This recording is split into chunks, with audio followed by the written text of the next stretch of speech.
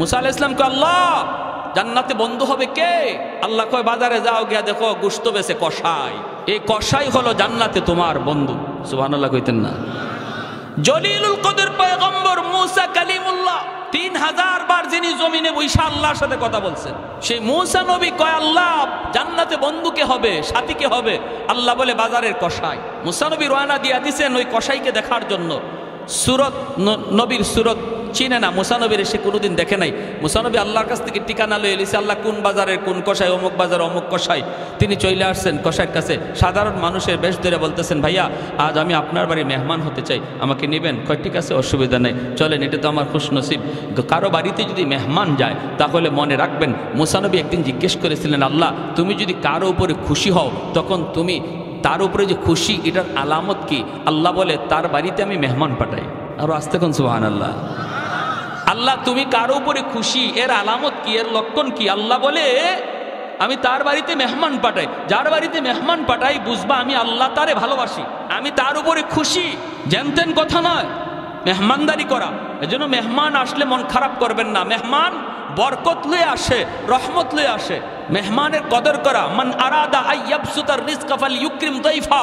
নবী বলেন তুমি যদি তোমার রিজিকের মধ্যে বরকত চাও, রিজিকের মধ্যে প্রশস্ততা চাও, তুমি যদি আরো বেশি রিজিক চাও, মেহমানের কদর করো, বেশি বেশি মেহমানদারি করো, আল্লাহ রিজিক বাড়ায় দিবে। সুবহানাল্লাহ জোরে কোন। আর আমরা মেহমান আসলে পরে মাঝে মাঝে মন খারাপ করি, ঠিক না? তবে আলহামদুলিল্লাহ গরিবের বাড়িতে মেহমান গেলে পরে গরিব কষ্ট পায় না, গরিব খুশি হয়। গরিবের বাড়ি ধনী লোক গেলে পরে গরিব খুব খুশি হয়, কিন্তু ধনীর বাড়িতে গরিব গেলে ধনী মন খারাপ করে। কথাটা মনে হয় ঠিক বললাম না নাকি? ঠিক ঠিক। গরিবের বাড়িতে ধনী লোক গেলে গরিব খুব খুশি হয়, হাতির পা পড়ছে, কি খুশি, কি খাওয়াইব কি না। কিন্তু এই গরিব লোকটাই যদি ওই ধনী লোকের বাড়িতে যায় সে মন খারাপ করে। মনে রাখবেন, ভালো করে ইয়াদ রাখবেন, আল্লাহ রাব্বুল আলামিন বলছেন মুসা আমার যে বান্দার উপরে আমি আল্লাহ খুশি এর আলামত হলো আমি তার বাড়িতে মেহমান পাঠাই। মুসা নবী বলেন আমি তোমার বাড়িতে মেহমান হতে চাই। কসাই বলে আসেন হুজুর, আসেন। মুসা আলাইহিস সালাম তার বাড়িতে গেলেন। যে মুসা নবী দেখতে পেলেন লোকটা এই যে গোশত, কিছু গোশত নিয়ে পাকাইলো, পাকাইয়া গোশতটা সে একটা প্লেটের মধ্যে লইয়া ঝুপড়ির ভিতরে পালঙের মধ্যে একটা বৃদ্ধা মহিলা শুয়ে রইছে, তারে উঠাইয়া কুলের মধ্যে বসাইয়া গোশতের ঝোলটা খাওয়াইতেছে। আল্লাহু আকবার। একটা মা তার সন্তানকে যেইভাবে কুলে বসায় বসায় শিশুকালে খাওয়ায়, এইভাবেই কসাই মানুষটা, এই বৃদ্ধা মহিলা তার মা, এই মাটারে কুলে বসাইয়া শিশু বাচ্চার মতো খাওয়াইতেছে। মুসা আলাইহিস সালাম দেখলেন মহিলাকে চিনেন না। আল্লাহর পয়গম্বর জিজ্ঞেস করেন ভাই এই মহিলা কে, কি তার পরিচয়? আর বীর করে কি যেন বললো, কি বললো? লোকটায় কয় ভাই আপনাকে চিনি না, আপনি আমার বাড়ির মুসাফির মেহমান, ইনি আমার মা। অনেকদিন যাবত আমার মা বিছানায়, আমি বাজার থেকে আইসা এই গোশত আমি পাকাইয়া আমার বাচ্চাগুলিরে আগে খাওয়াই না, আমি ওই খানাটা সবার আগে আমার মারে আমি খাওয়াই। বাচ্চাগুলি ক্ষুধার যন্ত্রণায় যদি ছটফট করে তবুও বাচ্চাদেরকে আগে দেই না, সবার আগে আমি আমার মারে খাওয়াই। মারে খাওয়ানোর পর যেই খানাটা থাকে সেটা আমি আমার বাচ্চাদেরকে দেই। বুঝলাম তো, কিন্তু ইনি কি দোয়া করলেন? আমার মা প্রতিদিন খানা খাওয়ানোর সময় দুইটা দোয়া করে, আল্লাহ আমার সন্তান রে দুনিয়াতে তুমি রিজিকের ভিতরে বরকত দিও। আরেকটা দোয়া করে, আল্লাহ আমার এই সন্তানকে জান্নাতে মুসা নবীর বন্ধু বানায় দিও। ভাই মুসাফির, আমার মার দুটা দোয়ার একটা দোয়া কবুল হয়ে গেছে। আমি দিন দিন আমার ব্যবসার ভিতরে বরকত পাইতেছি। যখন সুবহানাল্লাহ, আমি ব্যবসা করি কিন্তু মার সেবা বাবার সেবা করি। আমার মারে কষ্ট দেই না, বাবারে কষ্ট দেই না। মা অন্তর থেকে দোয়া করে, বাবা অন্তর থেকে দোয়া করে। এজন্য ব্যবসার ভিতরে আল্লাহ দিন বদিন আমার তরক্কি উন্নতি দান করেছে। আরেকটা দোয়া মার কবুল হলো কিনা আমি জানি না। জান্নাতে মুসা নবীর সাথে আমার বন্ধুত্ব হবে কিনা আমি জানি না। এইবার মুসা নবী চোখের পানিটা সাইরা কয়, ভাই রে, এ ভাই, আমার পরিচয়টা তুমি জেনে নাও। আমি কোনো অচেনা মুসাফির নয়, আমি হলাম আল্লাহর পয়গম্বর মুসা কালিমুল্লাহ। তোমার আম্মার দ্বিতীয় দোয়াটাও কবুল হয়ে গেছে, সুবহানাল্লাহ। দুইটা দোয়ার প্রথম দোয়া তো কবুল হয়েছে, তুমি দেখছো, দ্বিতীয় দোয়াটাও কবুল হয়ে গেছে। আমি আল্লাহকে জানতে চাইছিলাম, মালিক জান্নাতে বন্ধু কে হবে? আল্লাহ তোমার কথা বইলা দিছে, অতএব তোমার মার দ্বিতীয় দোয়াটাও কবুল, জান্নাতে তুমি আমার বন্ধু হবে। এজন্য বলি যুবক, ব্যবসা বাণিজ্য করো, মারে কষ্ট দিও না, বাবারে কষ্ট দিও না। আল্লাহ ব্যবসার মধ্যে দিন দিন উন্নতি দান করবে, কারণ বাপ মা হলো পাওয়ার হাউস। বাপ মার দোয়া যদি অন্তরে থাকে, সন্তানের দুনিয়ার জিন্দিগি আল্লাহ পাক বরকত দিয়ে ভরপুর করে দেয়, দিন বদিন আল্লাহ তারে আগায় নেয়। আর দুনিয়াতে যদি বাপ মার বদদোয়া থাকে রে যুবক, যত উন্নতি তুমি দেখো, কিন্তু তুমি দেখতেছো আগাও, মূলত তুমি পিছাও। তুমি দেখতেছো তুমি আগাও, আর আল্লাহ দেখে তুমি পিছাও। লেখাপড়ার উন্নতি পাবা না যদি মার দোয়া না থাকে, বাবার দোয়া না থাকে। কাকরাইল মসজিদের ভিতর ইটালি থেকে জামাত, ওই ইটালির জামাতের মধ্যে এক যুবক মাত্র কালেমা পড়ে মুসলমান হয়েছে। ওই খ্রিস্টান যুবক ছেলেটা একদিন কাকরাইল মসজিদে বয়ান করে আর চোখের পানি জোরে জোরে যুবক কান্দে। যুবক ডাক দিয়ে বলতেছে, ওরে দুনিয়ার মুসলমান, আমি আজ ইসলাম ধর্মের দাওয়াত পেয়েছি, বিদায় মুসলমান হয়েছি, কিন্তু আমার আব্বা ইসলাম ধর্মের দাওয়াত পায় নাই, আমার আম্মা ইসলাম ধর্মের দাওয়াত পায় নাই, বিধায় তারা মুসলমান হতে পারে নাই। আমিও কেমনে মুসলমান হয়েছি? আমি একদিন রাস্তা দিয়ে যাইতেছিলাম, আমি তো দুনিয়ার একটু সুখ শান্তির জন্য, একটু শান্তির জন্য, একটু আরামের জন্য, মনের মধ্যে একটু প্রশান্তির জন্য। অপরাধ জগতের এমন কোনো অপরাধ নাই যেই অপরাধ আমি করি নাই, এমন কোনো গুনাহ নাই যেই গুনাহ আমি করি না। বলুন তো, গুনাহ করলে পড়ে অন্তরে শান্তি বাড়ে না অশান্তি বাড়ে? গুনার বদ আসর হলো একটা গুনাহ করার পর আরেকটা গুনাহ করানোর জন্য শয়তান আপনাকে উদ্বুদ্ধ করবে আর বলবে, তুই এই গুনাহটা করছু, আরেকটা গুনাহ তুই কর, অন্তরের ভিতরে শান্তি পাবি। একটা গুনাহ করার পর আরেকটা গুনাহ শয়তান তারে করায় অন্তরে শান্তি মিলার জন্য। কিন্তু না না, দ্বিতীয় গুনাহটা করার পর তার অশান্তি আগের চেয়ে ডাবল হয়ে যায়, আরেকটা গুনাহ করার পর আবার ডাবল হয়ে যায়। যতবার শান্তি পাওয়ার আশায়, অন্তরে শান্তি পাওয়ার আশায় গুনার কাজ করে বেড়ায়, ততবারই অশান্তি তার ডাবলের ডাবল বেড়ে যায়। যুবক ডাক দিয়ে বলতেছে, মুসলমান, ও আমার মুসলমান ভাইরা রে, আমি মাত্র মুসলমান হয়েছি। আমি কেমনে মুসলমান হলাম?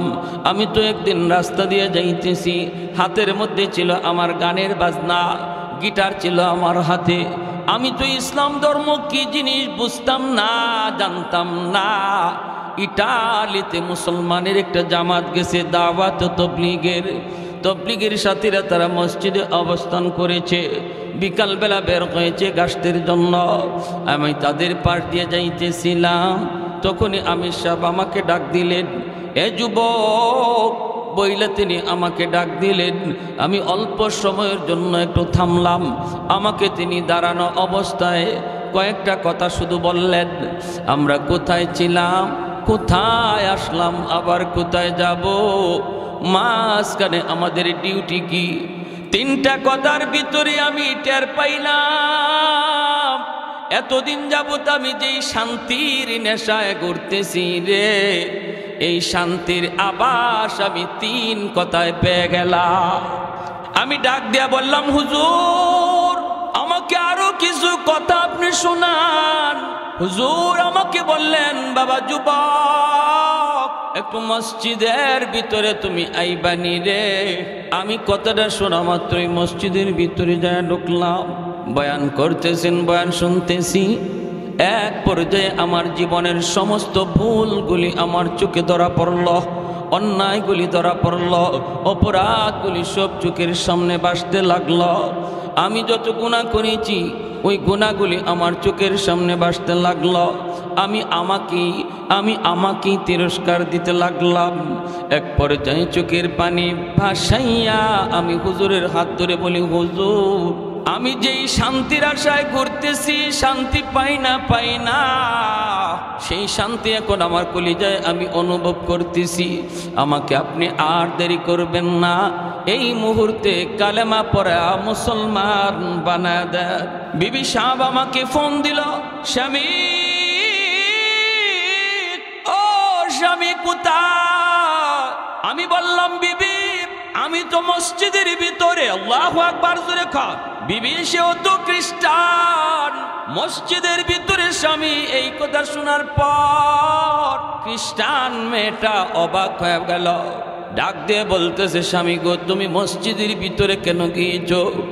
যুবক কান্দের বলে, আমি কাঁদতেছি আর বলতেছি, বিবি গো, ও বিবি, আমি সত্য ধর্মের সন্ধান পেয়ে গেছি, আমি সত্য নবীকে পায়া গেছি। আমি এতদিন অন্ধকারে ছিলাম, আমি যে শান্তির আশা দিক দিগন্তে মন যেভাবে চায় সেভাবে দৌড়ায়, শান্তি আমার হৃদয়ে আর পাই না। এই শান্তির সাক্ষাৎ আমি পেয়ে গেছি। আমি শান্তির ধর্ম গ্রহণ করে নিয়েছি। ধর্মের নাম হলো ইসলাম। এমন এক ধর্ম গ্রহণ করেছি গো বিবি, যেই ধর্মের কালেমার ওজন 7 আসমান 7 জমিনের চেয়েও অনেক ভারী। বিবি সাহেব ডাক দিয়ে বলতেছে, স্বামী গো, ও স্বামী, তাহলে এখন আমি কি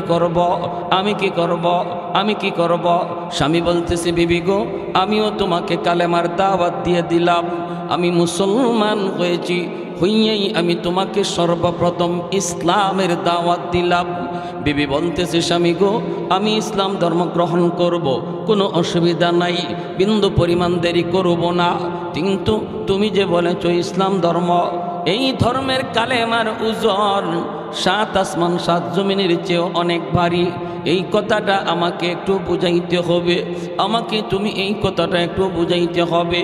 বিবি ডাক দিয়ে কয়, আমি একটা দাড়ি পাল্লা হাজির করব, এই দাড়ি পাল্লার এক পাল্লার মধ্যে তুমি কালেমা কাগজে লিখে নিয়ে আসবা। এই কাগজে লিখা কালেমা এক পাল্লার মধ্যে রাখবো, আর এক পাল্লায় 7 আসমান 7 জমিন লাগবে না। আমাদেরকে আল্লাহ যে একটা সন্তান দিয়েছে, এই ছোট্ট মানিকটারে এক পাল্লায় রাখবো। যদি তোমার কালেমার পাল্লা ভারী হয়, আমি কথা দিলাম কালেমা পড়ে মুসলমান হয়ে যাব। আর একটু জোরে সুবহানাল্লাহ। যুবক আমির সাহেবের কাছে যাইয়া হাত জোর করে কয়, হুজুর, আমি তো সর্বপ্রথম কালেমার দাওয়াত আমার স্ত্রীকে দিয়েছি। আমার স্ত্রী সে কালেমা গ্রহণ করবে গো, কিন্তু শর্ত যা আরোপ করেছে, এই শর্তের ব্যাপারে আমি কিছু জানি না। হুজুর, আপনারা বলেছেন, আমি আপনাদের জবানে শুনেছি, আমার নবীর হাদিস আপনি শুনাইছেন, হাদিসটাই আমি আমার স্ত্রীকে জানায় দিছি। কিন্তু আমার স্ত্রী তো শর্ত লাগায় দিল, সে কালেমা পড়ে মুসলমান হবে, কিন্তু দাড়ি পাল্লার মধ্যে ওজন দিবে। এক পাল্লায় নাকি কালেমার কাগজ, আর এক পাল্লায় আমাদের সন্তান রাখবে। হুজুর, এখন আমি কি করব বলেন? পরামর্শ দেন। কাগজের মধ্যে আপনি কালেমা লিখে দেন। এই কাগজের টুকরা নিয়ে আমি বাড়ি যাব, দাড়ি পাল্লায় ওজন হবে। আমির সাহেব তখন চোখের পানি জড়ায় আল্লাহর কাছে হাত উঠে দিছেন। আমির সাহেব হাত উঠে কই, মালিক, তোমার কালেমার ওজন কি পরিমাণ এইটা তো আমরা বুঝি, ইমানদাররা বুঝি, কিন্তু অমুসলিম যারা তারা কেমন করে বুঝবে গো মালিক? হাসরের ময়দানে অমুসলিমরাও দেখবে কালেমার ওজন কি পরিমাণ। রুবামা ইয়াওয়াদ্দুল্লাযীনা কাফারু লাউ কানু মুসলিমিন। আল্লাহ পাক রব্বুল আলামিন বলেন হাসরের ময়দানে আবু জাহেল, উতবা সাহেবা, ফেরাউন, হামান সবাই চোখের পানি জড়ায় জড়ায় কাঁদবে আর বলবে, হায় রে, যদি দুনিয়াতে কালেমা পড়তাম, যদি আমি দুনিয়াতে কালেমা পড়তাম, আজ আমার গোলাম কালেমার কারণে মুসলমান হইয়া জান্নাতের দিকে যায়, আমি মালিক হইয়া জাহান্নামী হলাম।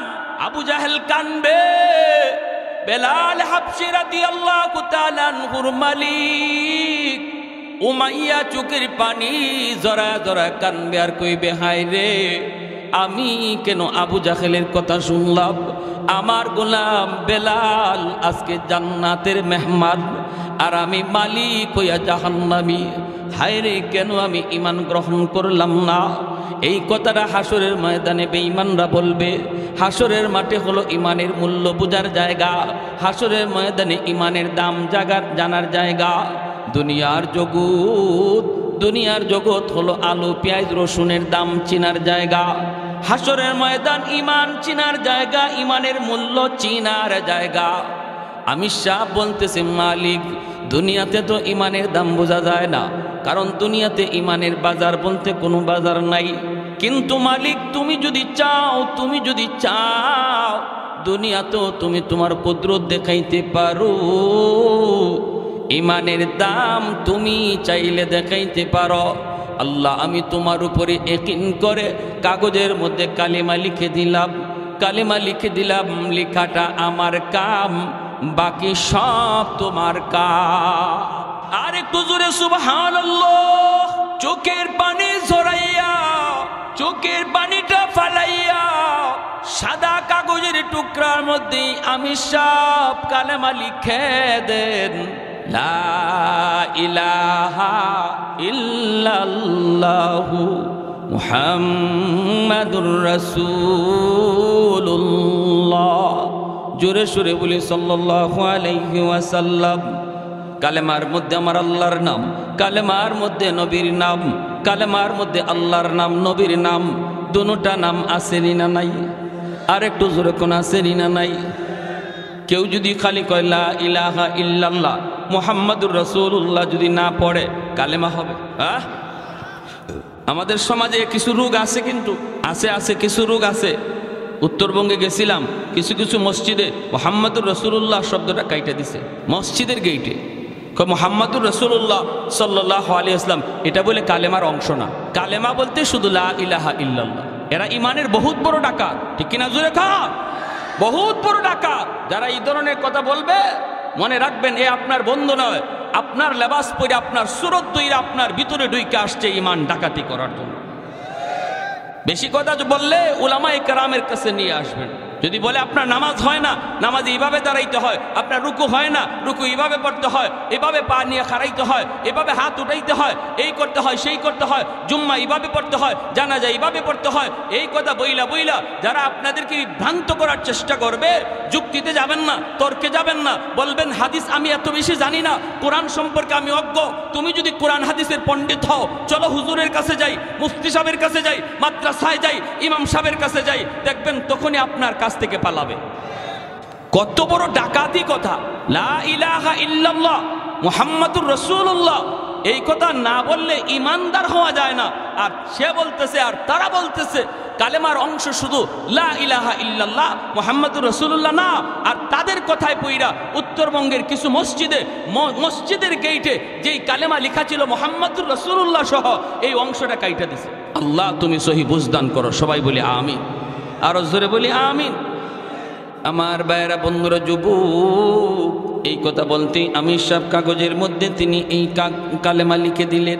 আর যুবককে তিনি ডাক দিয়া বলতেছেন, যুবক, আল্লাহর উপর ভরসা করে তুমি সামনের দিকে আগাও, কাগজের টুকরা নিয়ে তুমি সামনের দিকে যাও। তোমার বিবিকে যায় বলবা, কোথায় দাড়ি পাল্লা? এক পাল্লার মধ্যে এই কাগজের টুকরা রেখে দিবা, আরেক পাল্লায় তোমরা তোমাদের সন্তানকে রেখে দিবা। বাকিটা করবেন আমার আল্লাহ। করবেন কে? আর একটু জোরে কে? আল্লাহ চাইলে পারেনি না পারে না? এই ক্ষমতা আল্লাহর আসেনি না নাই? লা জিদ্দা ওয়ালা নিদ্দা ওয়ালা হাদ্দা লিমাওলা লা জিদ্দা ওয়ালা নিদ্দা ওয়ালা হাদ্দা লিমাওলা আল আনা কামা কানা ওয়ালাম ইয়ালকা জাওয়ালা আল আনা কামা কানা ওয়ালাম ইয়ালকা জাওয়ালা লা মিসলা ওয়ালা সাওয়ারা মিসলাম ওয়া নাযীরা মান ক্বালা সিওয়া যালিকা ক্বাদ ক্বালা মুহালা মান ক্বালা সিওয়া যালিকা ক্বাদ ক্বালা মুহালা লা ওয়ালদা ওয়ালা ওয়ালিদা লা আম্মা ওয়া খালা লা শিবহা ওয়ালা মিসলা ওয়ালা কুফুয়া লিমাওলা। আল্লাহর বান্দা যুবক কাগজের টুকরা নিয়ে বাড়ির দিকে রওনা দিল। দিলটা নরম করে কথাগুলি শুনো রে আল্লাহর বান্দা। এরে যুবক, তোমার মতো একজন যুবকের ঘটনা বলতেছি। দেখো না কত যুবক যৌবনে কবরে চলে গেল, কত যুবক খেলার সাথে আজকে কবরে শুয়ে রইল, লেখাপড়ার সাথে আজকে কবরে চলে গেল। একটু দিলটারে বুঝাও বুঝাও, আর কত গুনার দিকে দৌড়াইবা। তোমার মতো একজন যুবকের ঘটনা বলতেছি। আল্লাহ তারে যৌবনী অলির খাতায় নাম লেখা দিছে। যৌবনকালেই তারে আল্লাহ পাক সঠিক পথে ফিরে আনছে।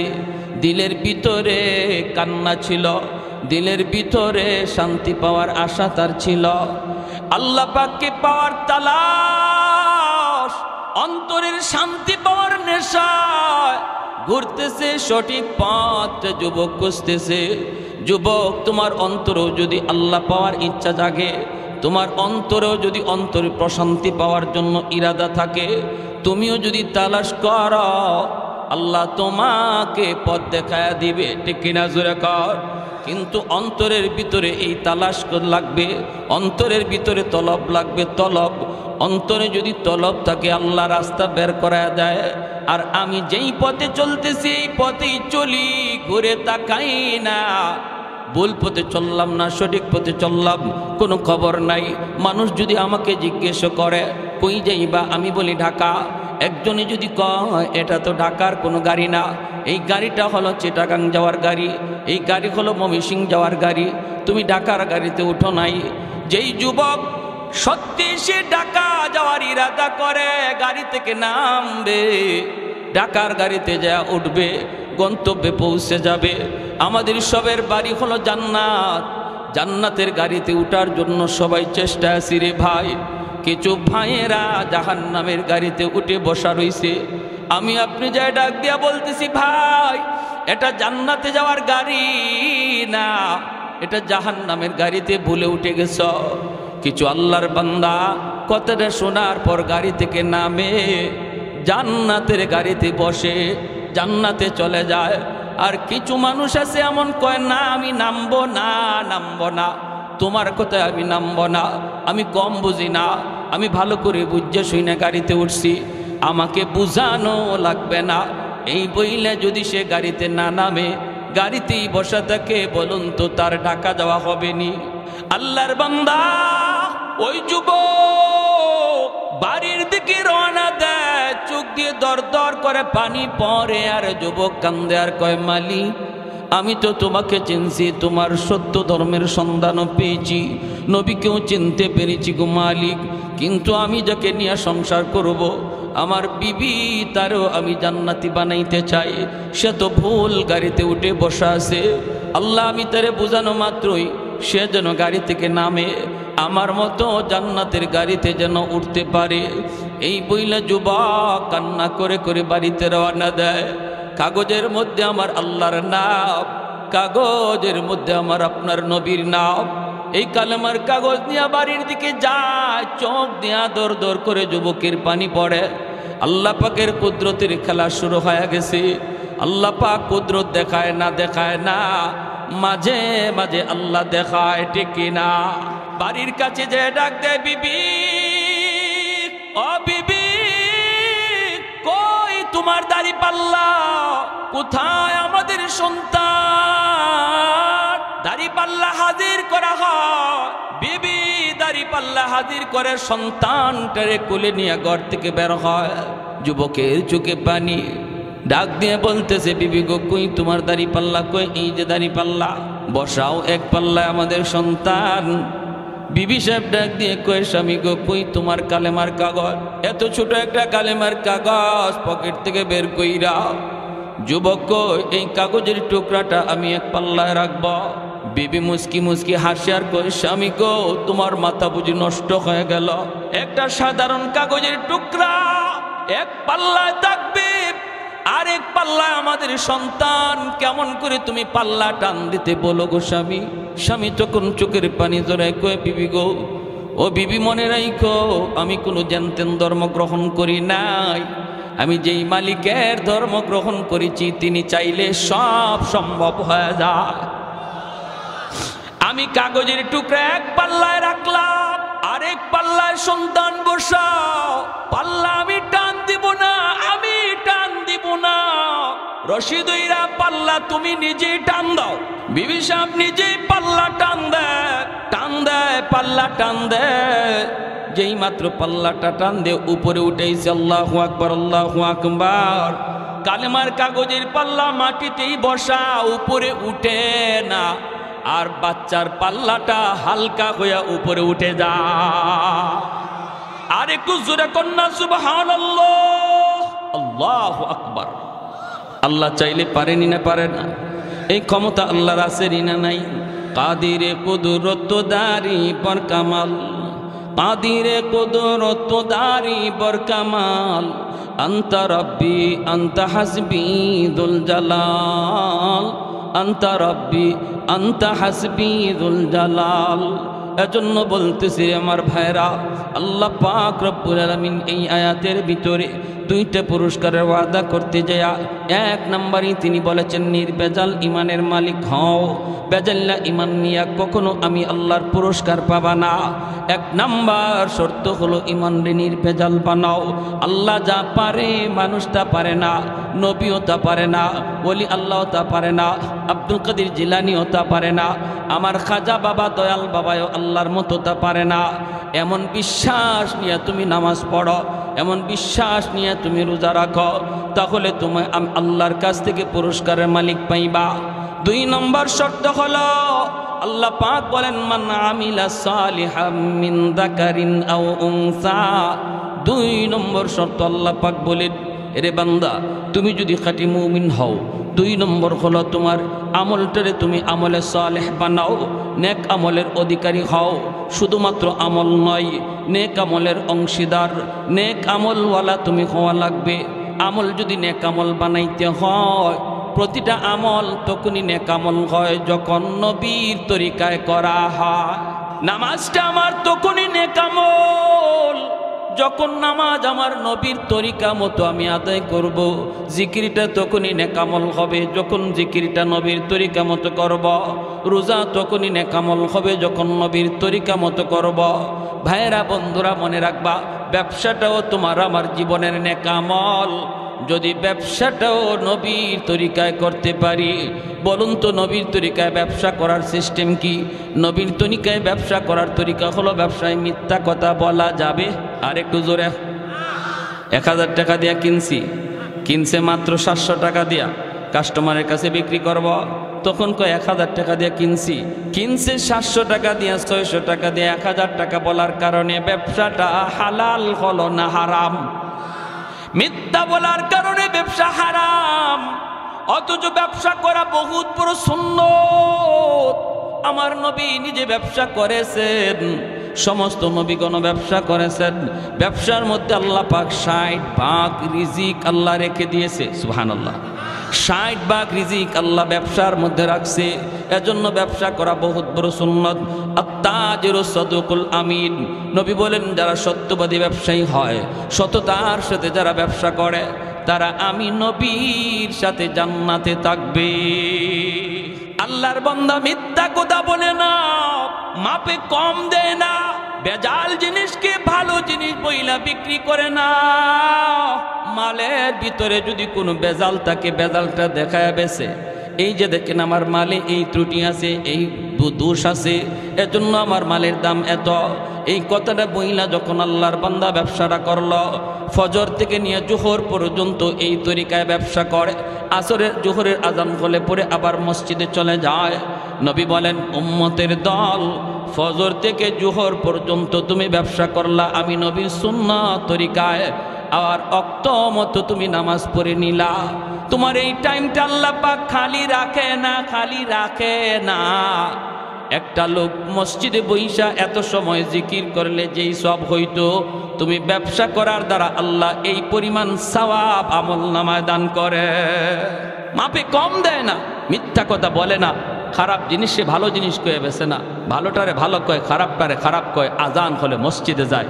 এই লোক যতক্ষণ পর্যন্ত ব্যবসা করবে ততক্ষণ পর্যন্ত নফল নামাজ পড়লে যেই সওয়াব হইতো আল্লাহ তার আমল নামায় দান করে। তাহলে ব্যবসায়ীদের জন্য আল্লাহর ওলি হওয়া বড় সহজ, ঠিক কিনা জোরে বলেন? আল্লাহর ওলি হওয়া বড় সহজ। আল্লাহর যেই বান্দা ব্যবসা করা অবস্থায় সে কখনো মিথ্যা বলবে না, নামাজের টাইমে নামাজ পড়বে, কাস্টমার আইসে আজান হয়ে গেছে, এরপরও সে কাস্টমারকে বলতেছে, ভাই রে এখন আমি মাল বেচবো না, এখন আমি মাপবো না, আজান হয়ে গেছে, মসজিদের দিকে যাব, শাটারটা বন্ধ করে মসজিদের দিকে রওনা দিয়েছে। অনেক সময় ইবলিস শয়তান আজান হলে পরে আপনার দোকানে কাস্টমার পাঠায় দিবে, ইবলিস নিজেই মানুষের সুরত ধরে আসবে আপনার মসজিদের জামাত তরক করানোর জন্য। ভালো করে ইবলিস জানে একা একা নামাজ পড়লে আপনার সওয়াব কম, জামাতে নামাজ পড়লে 500 গুণ বেশি সওয়াব। ইবলিস এই কথাটা জানে বিদায় মানুষের সুরত ধরে আসবে আপনার জামাত তরক করানোর জন্য। আপনি যদি এই কথার উপরে অটল থাকেন, যত কাস্টমার আসুক আজান হলে আমি ব্যবসা করব না, আপনি চলে যাবেন নামাজি। পুরা টাইম হলো নফল বন্দেগীর সওয়াব। নামাজ পড়ে আসলে পরে আল্লাহ পাক এতটুকু সময়ের ভিতরে যতটুকু ব্যবসা আপনি করতে পারতেন রে আল্লাহর গোলাম, নামাজ পড়ে আসার পরে আল্লাহ এতটুকু বরকত আল্লাহ দিয়া দিবে। ভাইরা আমার, এজন্য বলুন ব্যবসা আমরা সত্য কথা বইলা করবো না মিথ্যা? সত্য কথা বলবো না মিথ্যা? দেখতেছি আমার ব্যবসায়ী ভাইদের উদ্যোগে প্রোগ্রাম, তাহলে ব্যবসার ব্যাপারে কিছু কথা বলা দরকার আছে নি না নাই? সাবধান, ব্যাংক থেকে লোন নিয়ে কোনো ব্যবসা করা যাবে? আওয়াজ আসতে হইছে, বোঝা যায় ওর সমস্যা আছে। ব্যাংক থেকে টাকা নিয়ে সুদে টাকা নিয়ে ব্যবসা করলেন, গোড়াতেই গন্ডগোল, ঠিক না? পরে যে আপনি কি করবেন এটা হিসাব ছাড়া, পরে যে আপনি কই পর্যন্ত দৌড় দিবেন আপনার ধরাও যাবে না, কারণ গোড়াতেই গন্ডগোল লাগাই দিচ্ছেন। গোড়াতে আপনি সুদে টাকা আনছেন, ঠিক কিনা? সুদে টাকা এনে ব্যবসা করতেছেন, অতএব আপনার কাছে হালাল হারাম বলতে কিছু থাকবে না, মিথ্যা সত্য বলতে আপনি কিছু বুঝবেন না। যা পাইবেন তা ধরবেন, যা পাইবেন তা খাইবেন, খাইতে পারেন। হারাম টাকা দিয়ে আপনি সন্তান লালন পালন করবেন, হারাম টাকা দিয়ে আপনি বিবিরে পালবেন, হারাম টাকা দিয়ে আপনি ঘরের মানুষকে খাওয়াবেন। খাইব সবে, কিন্তু হিসাব লইব আল্লাহ আপনার কাছ থেকে একা, ঠিক কিনা? ঠিক কিনা? ভাত রান্না হলো রে যুবক, এক ড্যাগ বেদ ভাত রান্না হলো, এই ড্যাগের পুরা ভাত কিন্তু আপনি একা খান না, এই ড্যাগের ভাতগুলি আপনি খান 2 প্লেট, আপনার স্ত্রী খায় 2 প্লেট, স্বামী আপনার সন্তানে খায় 3 প্লেট, মা খায়, বাবা খায়, বোনে খায়, ভাই খায়, প্রতিবেশী খায়, আত্মীয় স্বজন খায়, সবাই খাইয়া পাতিলের ভাত শেষ করলো। কিন্তু হাসরের ময়দানে আল্লাহ বলবি, বান্দা আয়, 100 প্লেট ভাতের হিসাব তুই দিবি। তুমি যখন বলবা, মালিক আমি তো 100 প্লেট ভাত আমি খাই নাই, আমি তো মাত্র 2 প্লেট ভাত খাইছি, বাকিরা তো ওরা খাইছে। আল্লাহ বলবেন ওদের হিসাব নাই, কারণ তুমি হারাম ঢুকাইছো, এজন্য পুরা পাতিলের ভাতের হিসাব তুমি দিবা। খাইব সবে, হিসাব দিব আমি একা, এটা জানার পরেও যে হারাম ঘরে ঢুকায় সে বুদ্ধিমান না বোকা? আর একটু জোরে কোন? সবাই খাইলো, হিসাব দিব আমি একা। সুদের টাকা দিয়া ঘর বানাইলাম, এই ঘরের ভিতরে 4টা 5টা রুম, এক রুমের ভিতরে আমি থাকলাম, আর বাকি 4 রুমের মধ্যে আমার সন্তান থাকলো, মা থাকলো, বাবা থাকলো, ভাই থাকলো, বোন থাকলো। আল্লাহ পাক রব্বুল আলামিন এই 5টা রুমের হিসাব আপনার কাছ থেকে একা নিব। যারা ছিল এরা ফাউ ছিল, এদের কোনো হিসাব নাই, হিসাব দিবে তুমি একা। এজন্যই তো এক বড় ভাইকে ছোট ভাই বলতেছে, ভাইয়া সাবধান, ভাইয়া তুমি সুদের ব্যবসা কইরো না, সুদে টাকা আইনো না, সুদখোরের কাছে তুমি যাইও না, অল্প হলেও তুমি এর উপরে সবর করো, আল্লাহ বরকত দিয়ে দিবে। বড় ভাই কই চুপ থাক, তুই মাদ্রাসায় গেছো মাত্র, এখনই পণ্ডিতি কইরো না, এখনো কিন্তু বড় হুজুর হও নাই, চুপ কর, তুই বেশি কথা বলবি না। ছোট ভাই বলতেছে, ভাইয়া ও ভাইয়া তোমার হিসাব কিন্তু কেউ দিবে না, কেউ দিবে না, হিসাব শুধু তুমি একা একাই দেওয়া লাগবে। বড় ভাই কস কি তুই, আমি কষ্ট করে করে আইনা সবাইরে খাওয়াইলাম, আমার বিপদের সময় কেউ দাঁড়াবে না। কয় না। ভাবিও তোমার বিপদের সময় দাঁড়াবে না, ভাতিজাও তোমার বিপদের সময় দাঁড়াবে না, আব্বাও তোমার বিপদের সময় দাঁড়াবে না, আম্মাও দাঁড়াবে না, আমি তো দাঁড়াইমু না। ওই বড় ভাই কস কি তুই, মাসের মাস তোরে বেতন দিই আমি? কয় যত বেতনই দেও, বিপদে যখন পড়বা আমি নাই। বড় ভাই কয় কস কি, আমার বউ? বলে বউ না। কয় দূর হর, আমি এত কষ্ট করে ফালতেছি, আবার বিপদে দাঁড়াইব না। কত দুনিয়াতে পরীক্ষা করবা? বড় ভাই কয় পরীক্ষা কেমনে করবি? কয় দুনিয়াতেই তুমি বিপদে পড়ে দেখো তোমার পাশে কে দাঁড়ায়। কয় কেমনে বুঝবো? কয় তুমি মরা মানুষের বান্ধইরা বিছানায় পড়ে যাইও, বাকিটা শুধু খালি শুনবা কে কি কয়। আচ্ছা ঠিক আছে।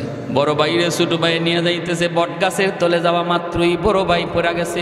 ছোট ভাই বড় ভাইরে লাশ বানায়া বাড়িতে আইনা কান্না শুরু করছে, আব্বা ও ভাবি ও মা, কিরে কি হয়েছে? কই ভাইয়া মইরা গেছে। কেমনে?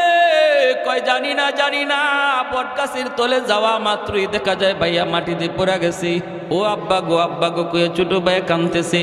বড় ভাই মরা গেছে। ভাবি আইসা স্বামীর লাশের পাশে আইসা ভাবি কাঁদতেছে। এইভাবে তার বাতি যাওয়ায় কাঁদতেছে। সবাই তো কান্দে, বাবাও কান্দে, মাও কান্দে। ওই অবস্থায় সে বলতেছে, আব্বা একটু সময় আমাকে দিবানি? কেন? কয় আমি একটু হুজুরের কাছে যাব, মুফতি সাহেবের কাছে, জিন হুজুরের কাছে যাব, যাইয়া হুজুরের কাছে একটু পানি ভরা নিয়ে আসবো। আমার মনে হয় ভাইয়ার দম আটকে আছে, এটা মনে হয় কোনো জিন্নাতের কারসাজি, কারণ বট গাছের তলে ঘটনাটা ঘটছে। আমি একটু পানি ভরা নিয়ে আসি, একটা ফু নিয়ে আসি। বাবা কইতা, বাবা তাড়াতাড়ি যা। ছোট ভাই দৌড় দিছে মাদ্রাসায়। কি আর মাদ্রাসায়, হ্যাঁ তো নিজেই বড় হুজুর। ঘটনা তো হেই ঘটাইছে। কিছু দূর যাইয়াই ফেরত আইছে, আব্বা ফু পায়া গেছি।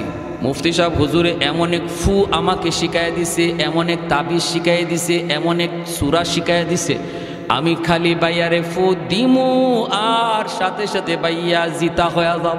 ফু দেওয়া মাত্রই বাইয়া জিন্দা হয়ে যাবে, জিন্দা, কোনো টেনশন নাই। মুফতি সাহেব কয়ে দিছে। বাবা কইতে তাড়াতাড়ি ফু দে। ছোট ভাই কয়, আব্বা ফু দিমু, তবে ফু দেওয়ার আগে একটা শর্ত কয়া দিছে হুজুরে। কই কি শর্ত? কই হুজুর বলছে এই ফুটা ভাইয়ারে দেওয়া মাত্রই ভাইয়া জিন্দা হয়ে দাঁড়ায় যাবে, কিন্তু ভাইয়ার গায়ে ফু দেওয়ার আগে একজন জীবিত মানুষের গায়ে ফু দেওয়া লাগবে। আর জীবিত মানুষটা ফু খাইয়া জীবিত থাকতে পারে, মারাও যাইতে পারে। এরপরে যদি ভাইয়ারে ফু দেই, ভাইয়া 100% জিন্দা হবে, বিন্দু পরিমাণ সন্দেহ নাই। ও আব্বা, আমার ভাইয়া এত কষ্ট করে সংসার চালাইল, রক্ত পানি কইরা হালাল হারাম না বুঝা কত কিছু কইরা তোমাদেরকে খাওয়াইতেছে, পালতেছে ভাইয়ারে জিন্দা করার জন্য। বাবা গ, তোমার শরীরে ফুটা আমি দিমুনি, তোমার গায়ে আমি ফুটা দিমুনি। তুমি ফু খাইয়া বাঁচতেও পারো, জীবিতও থাকতে পারো, তবে জীবিত থাকাটার সম্ভাবনাই বেশি, মারা যাওয়ার সম্ভাবনা খুব কম। ভাইয়ারে বাঁচাইতে আব্বা তোমার গায়ে ফুটা আমি দিমুনি। এমনি বাপে কয় রাখ, এর বউরে ডাক দে। বুঝছেন অবস্থা? কি কয়? কয় রাখ। ছোট ভাই আব্বা তুমি যে মরে যাইবা এটা কিন্তু 100% না, সম্ভাবনা আছে, তবে বাইয়া যে জিতা হইব এটা 100%। আব্বা বাইয়ার লাগে কি তুমি এই রিক্সটা লইবা না? কয় রাখ রাখ, এর বউরে ডাক দে। আমি রিক্সে যেতে রাজি না। বাপে কি কয়? আমি রিক্সে যেতে রাজি না, বউরে ডাক দে। হে কানে কানে ভাই মরা না জিতা, জোরে কোন না মরা না জিতা। বাপে যে কইছে আমি রিক্স লইতে রাজি না, এই কথা ভাইয়া শুনছেনি? হ্যাঁ, কানে কানে গিয়া কয় ভাইয়া শূন্য, খালি শুন ভাই তুমি। আর হেওয়া আস্তে আস্তে কয় তুই দেখিস ফাঁকে দেনি কেউ আবার গরম পানি ডালে। কয় না না, এই চিন্তা কইরো না তুমি, আমি আছি। হয়তো খেয়াল রাখে, আমি সব শুনতেছি। বাবি ডাক দিছে, ও বাবি ভাইয়া ভালো হইব। মুফতি সাহেব হুজুর একটা ফু শিখায় দিছে, যদি ফুটা দেই পাইয়া সরাসরি ভালো হয়ে যাবে, জিতা হয়ে যাবে, আর মরা থাকবে না। কিন্তু বাবি গ একটা শর্ত আছে গো বাবি, এই ফুটা কিন্তু একজন জীবিত মানুষের গায়ে দেওয়া লাগে। জীবিত মানুষ ফুটা খাইয়া মরতেও পারে, জীবিতও থাকতে পারে, তবে মরবার সম্ভাবনা কম, জীবিত থাকার সম্ভাবনাই বেশি। আব্বারে বলছিলাম ভাইয়ারে জীবিত করার জন্য ফুটা গায়ে দিমুনি, বাবা রাজি হয় নাই, তোমাকে ডাক দিতে বলছে। ও বাবি কত আদর করলো আমার ভাইয়ে গো, ঈদে ঈদে তোমারে শাড়ি কিনা দিল, যখন যা চাইছো তোমারে তা কিনা দেয়, কত স্বর্ণ কত অলংকার কত কিছু করলো, যা আবদার রাখছো সব ভাইয়া তোমারে কিনা দিছে গো বাবি। এই ভাইয়ার জন্য তুমি কি একটু রিক্স লইবানি? তোমার গায়ে আমি একটা ফুদি মুনি, তুমি যে মরবা এটা শিওর না, জীবিত থাকাটার সম্ভাবনাই বেশি।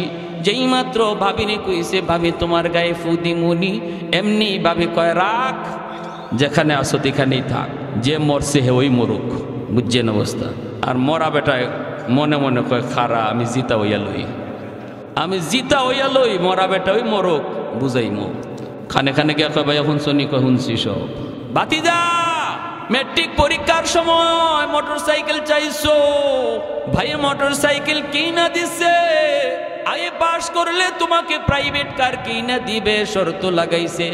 কত কিছু তোমারে দিছে, মোবাইল চাইছো মোবাইল, টাচ মোবাইল চাইছো টাচ মোবাইল, মোটর সাইকেল চাইছো মোটর সাইকেল, কত কিছু তোমার আব্বাই তোমারে দিছে রে বাতিজা।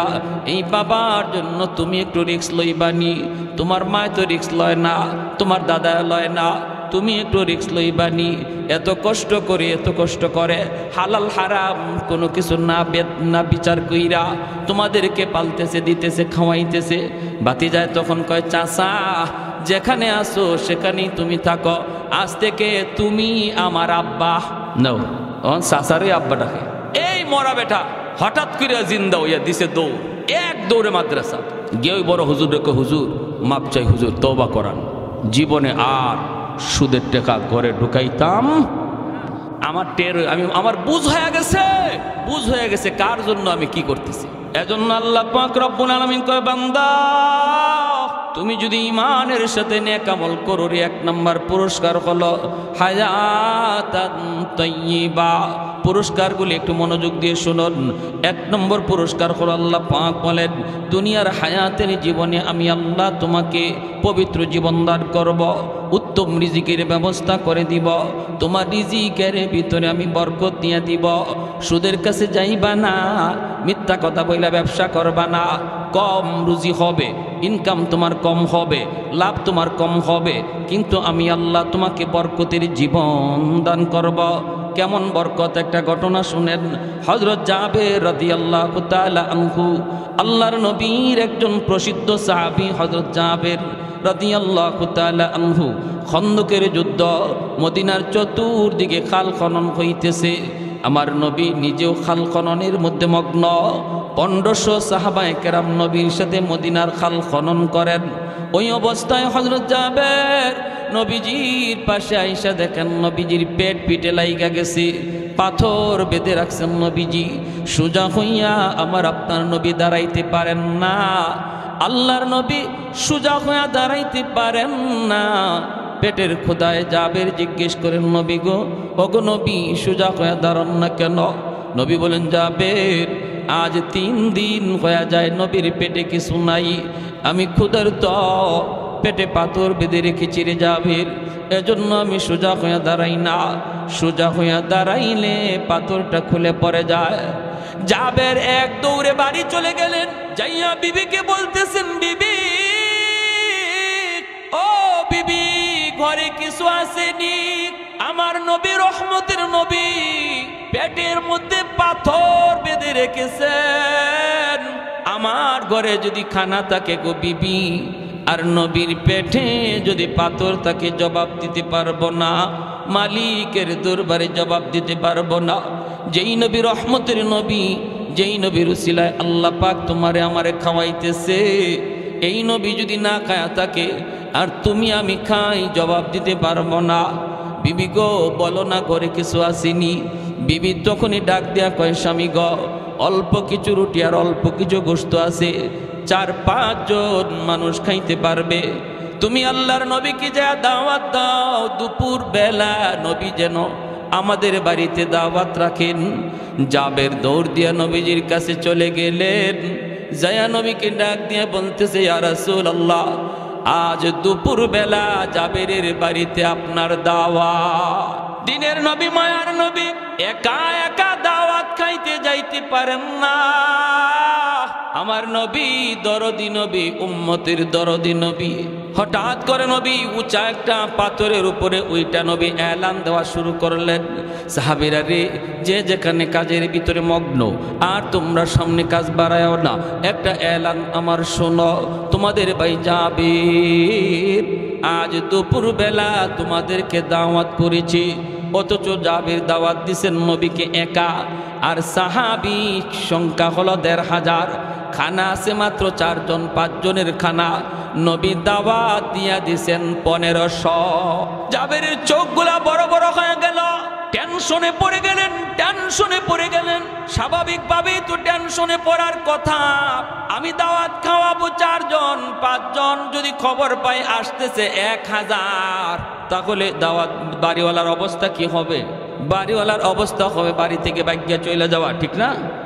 বাড়ি থেকে বাইকে চলে যাওয়া, ঘরে তালা দিয়ে চলে যাবে। আমি খাওয়াবো 4 জন 5 জন, আইতেছে 1000, এখন কি করব? আল্লাহর নবী দাওয়াত দিয়ে দিলেন 1500। জাবেরের চোখগুলা বড় বড় হয়ে গেল, দৌড়ে তিনি বাড়িতে চলে আসলেন। আয়েশা বিবিকে ডাক দিয়ে বলতেছেন, বিবি গো, ও বিবি, সর্বনাশ হয়ে গেছে গো বিবি, তুমি তো আমাকে বলেছিলা নবীকে দাওয়াত দিতাম, আমি তো দাওয়াত দিয়েছি, কিন্তু মায়ার নবী তিনি তো একা একা দাওয়াত খাইতে আসতে পারেন না।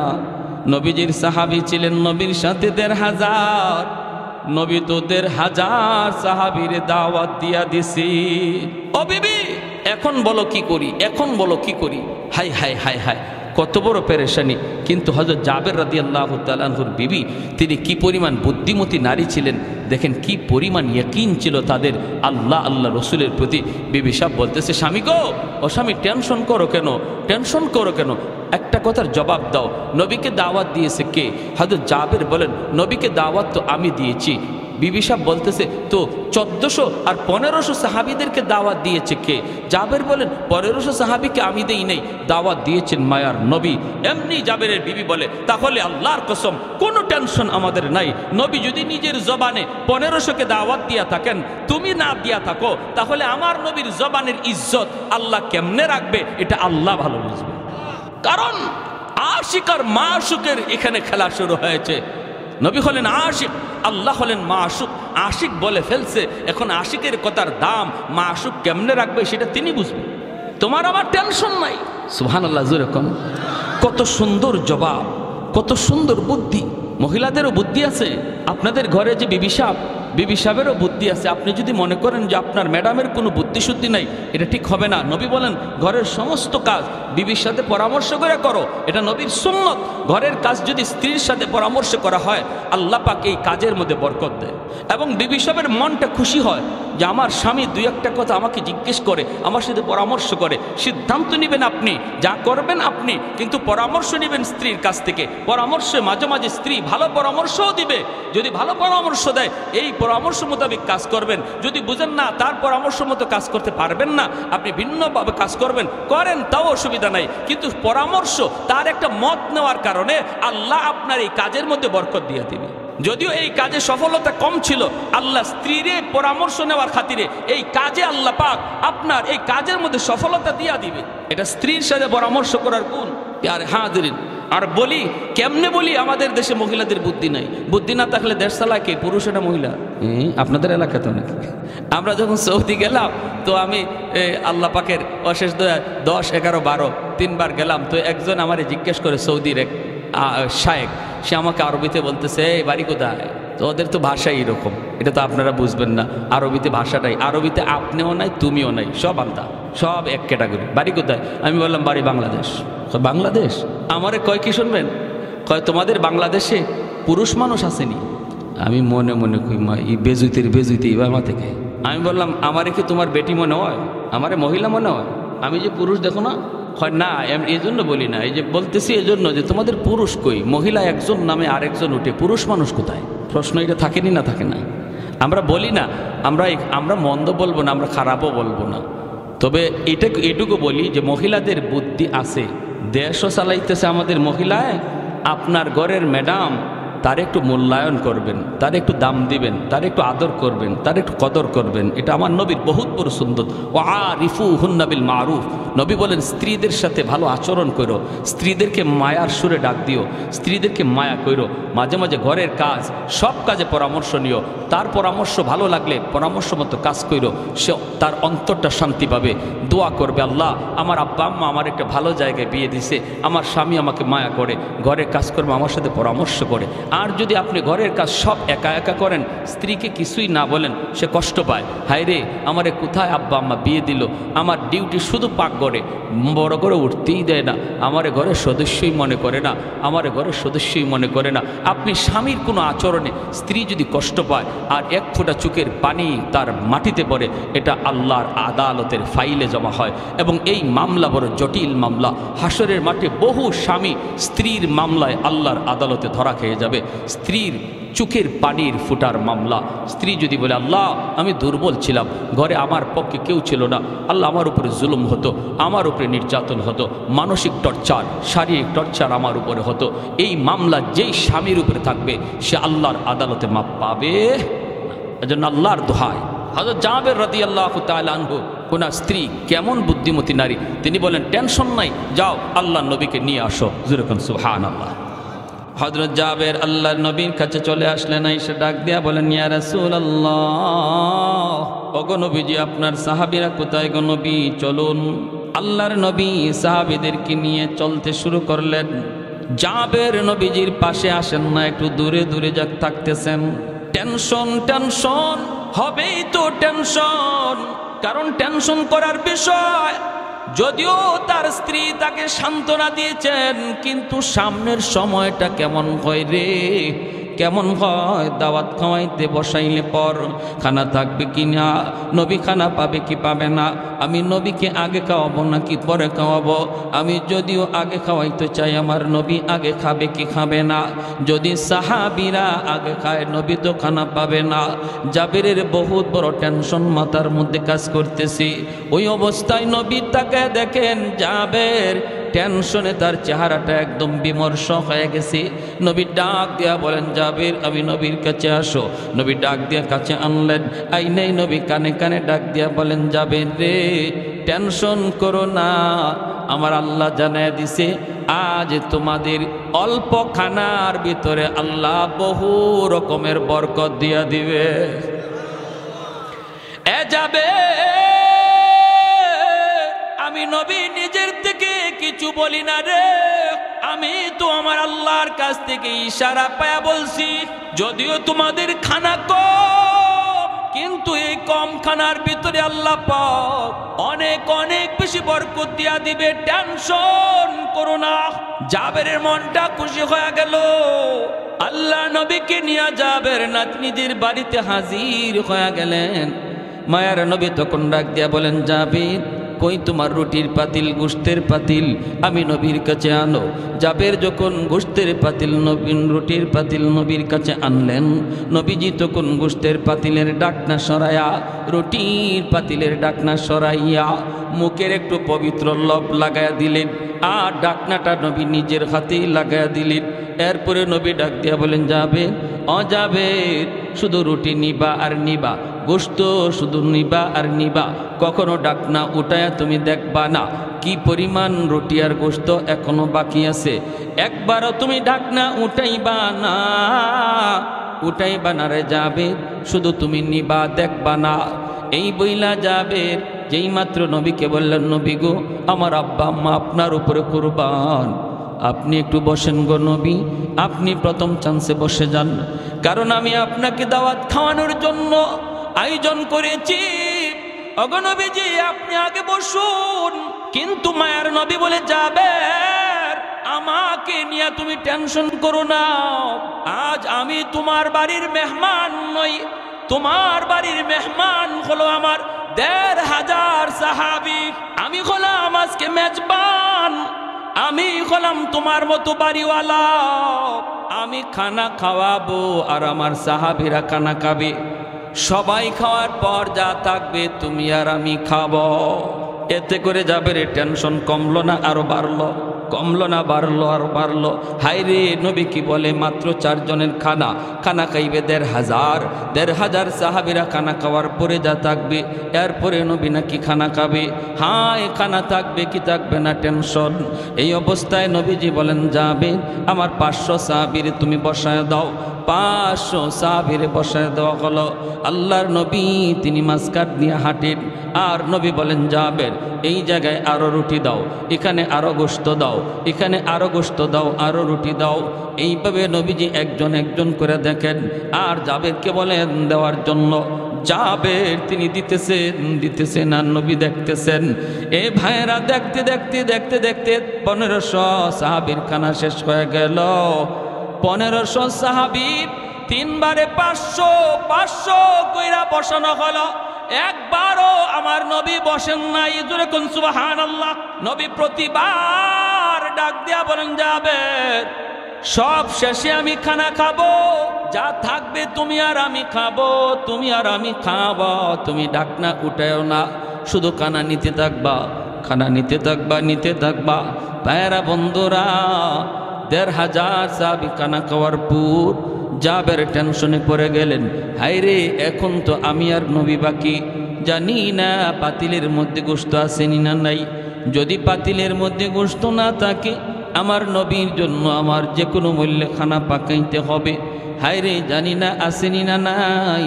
জাবের মনের মধ্যে আর তিনি ধৈর্য ধরতে পারলেন না, দৌড় দিলেন পাতিলের দিকে দেখার জন্য। গোশতের পাতিলের দিকে দৌড়।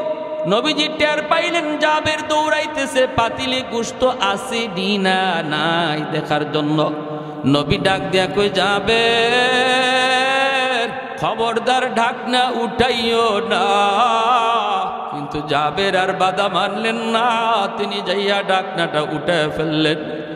ঢাকনা উঠা জাবের দেখেন শুরুতে যেই পরিমাণ গোশত ছিল, ওই পরিমাণ গোশত এখনো আছে, 1 জাররা পরিমাণ কমে না। গোশত কমে নাই, রুটিও কমে নাই। আল্লাহ নবী ডাক দিয়ে বলতেছে, যাবে তুমি কি ভুল করছো রে?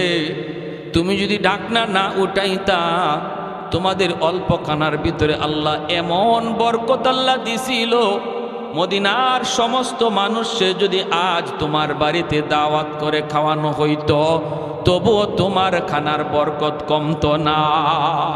কিসের আর ১৫০০ আর ২০০০, হাজার হাজার মানুষও যদি আজ খাইতো, বরকত কমতো না। এজন্য বলি, বরকত এটা সংজ্ঞা দেয়া বুঝাইবার বিষয় না, এটা ধৈর্য দেখাইবার বিষয় না। এটা বুঝতে হয় আমার ঘরের ভিতরে বরকত আসবে। 1 লোক ৫০,০০০ টাকা মাসে কামাই করে, এরপরে ঘরে বরকত নাই, মাস শেষে দেখা যায় ঋণ থাকে। আরেকজন ইমাম সাহেব, মসজিদের মুয়াজ্জিন সাহেব, মাদ্রাসার উস্তাদ, ৫,০০০ টাকা বেতন, এরপরও আলহামদুলিল্লাহ মাস শেষে কোনো ঋণ নাই। আসেনি না নাই? জোরে কোন আসেনি না নাই?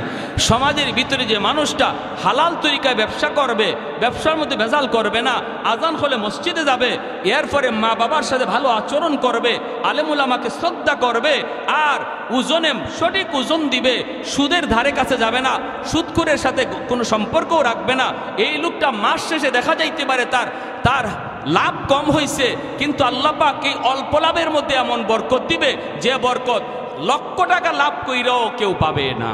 বুঝে আসছে ভাই? আহা, সমাজে এমন বহু চিত্র আছে, আমরা দেখি লাখ টাকার উপরে মাসে বেতন পায়, ফ্যাক্টরির মালিক করে, চাকরি করে, কিন্তু মাস শেষে দেখা যায় মুদির দোকানে 10,000 ঋণ পড়ে রয়েছে, মাছের দোকানে 5,000 ঋণ, এমনকি সেলুনওয়ালায়ও তার কাছে টাকা পায়। আসেনি না নাই? মা চুলটা কাটতে চুলের টাকাটা দেয় না সেলুনওয়ালারে, মাস শেষে বেতন পায় 1 লাখ।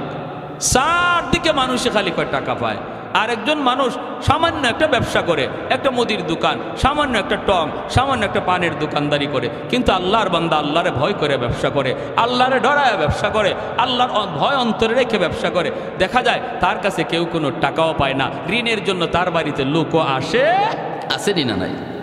হ্যাঁ ভাইয়েরা আমার, এজন্য ব্যবসায়ী ভাইরা এত সুন্দর উদ্যোগ আপনারা নিছেন। আল্লাহর দোহাই, ব্যবসা বহুত বড় নবীর সুন্নত, বহুত বড় সুন্নত। 60 ভাগ রিজিক নবী বলেন আল্লাহ ব্যবসার মধ্যে রাখছে, আর 40 ভাগ রিজিক আল্লাহ বাড়তে দিছে চাকুরিজীবীর এবং ফসলাদি ক্ষেত খামারের মধ্যে, আর চাকরি বাকরির মধ্যে 40 ভাগ, আর 60 ভাগ রিজিকি আল্লাহ পাক ব্যবসার মধ্যে দিয়ে দিছে। কোন ব্যবসায়? যে ব্যবসায়ী সততার সাথে ব্যবসা করবে, সত্য কথা বলবে, মাপে কম দিবে না, আজান হলে আজানের গুরুত্ব বুঝবে, মা বাবাকে ভালো আচরণ করবে, বাপ মার সাথে ভালো আচরণ করবে। হযরত মূসা আলাইহিস সালামের জামানার একটা ছোট্ট ঘটনা বলে শেষ দিচ্ছি। অসুবিধা হইতেছে আপনাদের কি ভাই? পিছনে ভাইরা অসুবিধা হইতেছে? মূসা আলাইহিস সালামকে আল্লাহ জান্নাতে বন্ধু হবে কে? আল্লাহ কয় বাজারে যাও, গিয়া দেখো গোশত বেচে কষাই, এই কষাই হলো জান্নাতে তোমার বন্ধু। সুবহানাল্লাহ কইতেন না? জলিলুল কদর পয়গম্বর মূসা কালিমুল্লাহ 3000 বার যিনি জমিনে বৈশা আল্লাহর সাথে কথা বলছেন, সেই মূসা নবী কয় আল্লাহ জান্নাতে বন্ধু কে হবে, সাথী কে হবে? আল্লাহ বলে বাজারের কষাই। মূসা নবী রওনা দিয়া দিছেন ওই কষাইকে দেখার জন্য। সুরত নবীর সুরত চিনে না, মূসা নবীর সে কোনোদিন দেখে নাই। মূসা নবী আল্লাহর কাছ থেকে ঠিকানা লয়ে এলিছে, আল্লাহ কোন বাজারের কোন কষাই, অমুক বাজার অমুক কষাই। তিনি চলে আসছেন কষাইয়ের কাছে, সাধারণ মানুষের বেশ ধরে বলতেছেন, ভাইয়া আজ আমি আপনার বাড়ি মেহমান হতে চাই, আমাকে নেবেন? কয় ঠিক আছে, অসুবিধা নেই, চলেন, এটা তো আমার খুশনসিব। কারো বাড়িতে যদি মেহমান যায় তাহলে মনে রাখবেন, মূসা নবী একদিন জিজ্ঞেস করেছিলেন, আল্লাহ তুমি যদি কারো উপরে খুশি হও তখন তুমি তার উপরে যে খুশি এটার আলামত কি? আল্লাহ বলে তার বাড়িতে আমি মেহমান পাঠাই। আরো আসতে কোন সুবহানাল্লাহ। আল্লাহ তুমি কারো উপরে খুশি, এর আলামত কি, এর লক্ষণ কি? আল্লাহ বলে আমি তার বাড়িতে মেহমান পাঠাই। যার বাড়িতে মেহমান পাঠাই বুঝবা আমি আল্লাহ তারে ভালোবাসি, আমি তার উপরে খুশি। জানতেন কথা নয়, মেহমানদারি করা। এজন্য মেহমান আসলে মন খারাপ করবেন না। মেহমান বরকত লয়ে আসে, রহমত লয়ে আসে। মেহমানের কদর করা। মান আরাদা আইয়াবসুতার রিজকা ফালইউকরিম দাইফা। নবী বলেন তুমি যদি তোমার রিজিকের মধ্যে বরকত চাও, রিজিকের মধ্যে প্রশস্ততা চাও, তুমি যদি আরো বেশি রিজিক চাও, মেহমানের কদর করো, বেশি বেশি মেহমানদারি করো, আল্লাহ রিজিক বাড়ায় দিবে। সুবহানাল্লাহ জোরে কন। আর আমরা মেহমান আসলে পরে মাঝে মাঝে মন খারাপ করি, ঠিক না? তবে আলহামদুলিল্লাহ গরিবের বাড়িতে মেহমান গেলে পরে গরিব কষ্ট পায় না, গরিব খুশি হয়। গরিবের বাড়ি ধনী লোক গেলে পরে গরিব খুব খুশি হয়, কিন্তু ধনীর বাড়ি গরিব গেলে ধনী মন খারাপ করে। কথাটা মনে হয় ঠিক বললাম না নাকি? ঠিক ঠিক। গরিবের বাড়িতে ধনী লোক গেলে গরিব খুব খুশি হয়, হাতির পা পড়ছে, কি খুশি, কি খাওয়াইব কি না। কিন্তু এই গরিব লোকটাই যদি ওই ধনী লোকের বাড়িতে যায় সে মন খারাপ করে। মনে রাখবেন, ভালো করে ইয়াদ রাখবেন, আল্লাহ রাব্বুল আলামিন বলছেন, মুসা আমার যে বান্দার উপরে আমি আল্লাহ খুশি, এর আলামত হলো আমি তার বাড়িতে মেহমান পাঠাই। মুসা নবী বলেন আমি তোমার বাড়িতে মেহমান হতে চাই। কসাই বলে আসেন হুজুর, আসেন। মুসা আলাইহিস সালাম তার বাড়িতে গেলেন। জয়া মুসা নবী দেখতে পেলেন লোকটা এই যে গোশত, কিছু গোশত নিয়ে পাকাইলো, পাকাইয়া গোশতটা সে একটা প্লেটের মধ্যে লইয়া ঝুপড়ির ভিতরে পালঙের মধ্যে একটা বৃদ্ধা মহিলা শুয়ে রইছে, তারে উঠাইয়া কুলের মধ্যে বসাইয়া গোশতের ঝোলটা খাওয়াইতেছে। আল্লাহু আকবার। একটা মা তার সন্তানকে যেইভাবে কুলে বসায় বসায় শিশুকালে খাওয়ায়, এইভাবেই কসাই মানুষটা, এই বৃদ্ধা মহিলা তার মা, এই মাটারে কুলে বসাইয়া শিশু বাচ্চার মতো খাওয়াইতেছে। মুসা আলাইহিস সালাম দেখলেন মহিলাকে চিনেন না।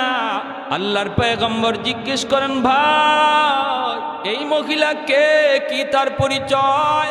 আর বিড়বিড় করে কি যেন বলল, কি বলল? লোকটায় কয়, ভাই আপনাকে চিনি না, আপনি আমার বাড়ির মুসাফির, মেহমান।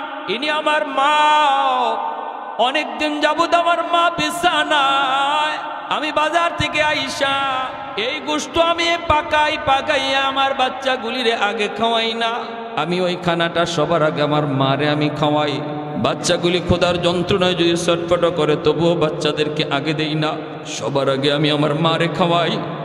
মারে খাওয়ানোর পর যেই খানাটা থাকে সেটা আমি আমার বাচ্চাদেরকে দিই।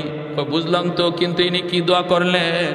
আমার মা প্রতিদিন খানা খাওয়ানোর সময় 2টা দোয়া করে, আল্লাহ আমার সন্তানরে দুনিয়াতে তুমি রিজিকের ভিতরে বরকত দিও। আরেকটা দোয়া করে, আল্লাহ আমার এই সন্তানকে জান্নাতে মুসা নবীর বন্ধু বানায় দিও। ভাই মুসাফির, আমার মার 2টা দোয়ার একটা দোয়া কবুল হয়ে গেছে। আমি দিন দিন আমার ব্যবসার ভিতরে বরকত পাইতেছি। যখন সুবহানাল্লাহ, আমি ব্যবসা করি কিন্তু মার সেবা বাবার সেবা করি। আমার মারে কষ্ট দেই না, বাবারে কষ্ট দেই না। মা অন্তর থেকে দোয়া করে, বাবা অন্তর থেকে দোয়া করে। এজন্য ব্যবসার ভিতরে আল্লাহ দিন বদিন আমার তরক্কি উন্নতি দান করেছে। আরেকটা দোয়া মার কবুল হলো কিনা আমি জানি না।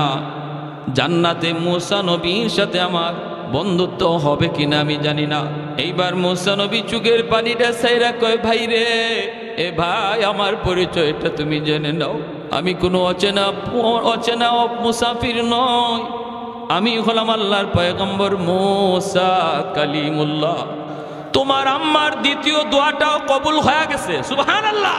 2টা দোয়ার প্রথম দোয়া তো কবুল হয়েছে, তুমি দেখছো। দ্বিতীয় দোয়াটাও কবুল হয়ে গেছে। আমি আল্লাহকে জানতে চাইছিলাম, মালিক জান্নাতে বন্ধু কে হবে? আল্লাহ তোমার কথা বইলা দিছে, অতএব তোমার মার দ্বিতীয় দোয়াটাও কবুল। জান্নাতে তুমি আমার বন্ধু হবে। এজন্য বলি যুবক, ব্যবসা বাণিজ্য করো, মারে কষ্ট দিও না, বাবারে কষ্ট দিও না। আল্লাহ ব্যবসার মধ্যে দিন দিন উন্নতি দান করবে। কারণ বাপ মা হলো পাওয়ার হাউস।